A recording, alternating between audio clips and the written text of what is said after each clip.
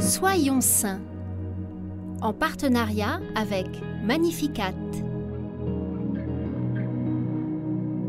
Nous souhaitons une sainte fête aux Benjamin et aux Yasmine. À la question « Pourquoi vivre ?», la bienheureuse Natalia Tuwachevich répond « Pour faire du bien aux pauvres ».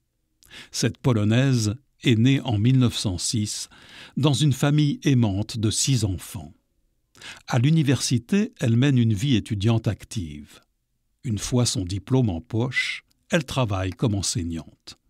Pendant ses études, elle a fait la connaissance de Janek, jeune homme communiste. Ils tombent amoureux et se fiancent. Au bout de 8 ans, elle rompt avec douleur ses fiançailles à cause des idées et de la personnalité de Janek. Natalia, remplie d'une joie de vivre contagieuse, a une vie très dynamique. Elle donne des conférences et voyage beaucoup. Cette littéraire insatiable veut remplir son âme de beau et est fascinée par la culture, l'art et la musique.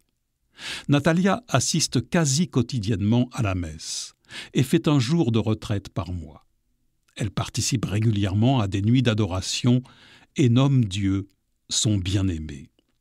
Elle ne se sent pas appelée à la vie religieuse pour autant, car elle discerne que sa mission est d'être dans le monde. Elle dit avec enthousiasme vouloir parler de Dieu à tout le monde et partout. Après le déclenchement de la Seconde Guerre mondiale, elle s'engage dans l'enseignement clandestin à Cracovie. Elle voit cette période comme une période de retraite précieuse mais difficile et veut être l'apôtre de l'amour du Seigneur dans un monde enragé de haine.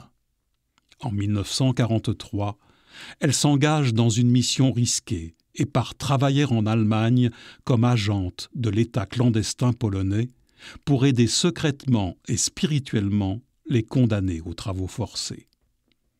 Arrêtée en 1944, elle est interrogée, torturée, puis envoyée au camp de Ravensbrück.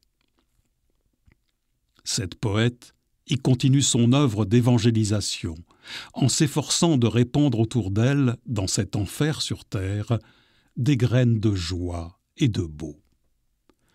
Le Vendredi saint 1945, jugée trop faible, elle est envoyée dans une chambre à gaz.